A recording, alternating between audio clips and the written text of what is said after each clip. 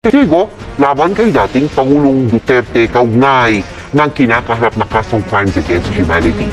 Bibigyan naman sila ng seguridad at tutulungang pumunta sa Netherlands kung kailangan. Rodrigo Roa. Bilang akusado, karapatan ni dating Pangulong Rodrigo Duterte na malaman ang mga ibinibintang sa kanya. Kaya kasama sa ibibigay ng Office of the Prosecutor ng International Criminal Court sa defense team ang testimonya ng mga tetestigo laban kay Duterte at iba pang ebidensya. Also afford them the proper opportunity to examine the evidence, challenge the credibility of the witnesses. Sa kabila niyan, tiyakan niya ang proteksyon at suporta ng ICC sa mga testigo.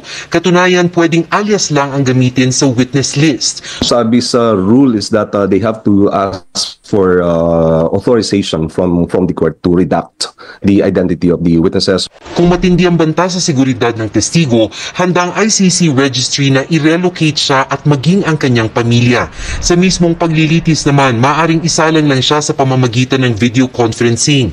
Mismong ICC registry ang magsiset up nito na maaring mula sa mismong lokasyon ng testigo o sa hiwalay na kwarto sa korte sa The Hague, Netherlands.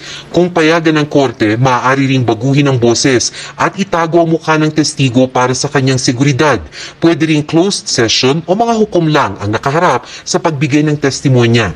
Risks na of retaliation, or risks na ma-endanger ang kanilang buhay at ang kanilang mga pamilya just because magte-testify sila, or para hindi sila maka-testify at all, na takutin yung mga witnesses para hindi mag-appear.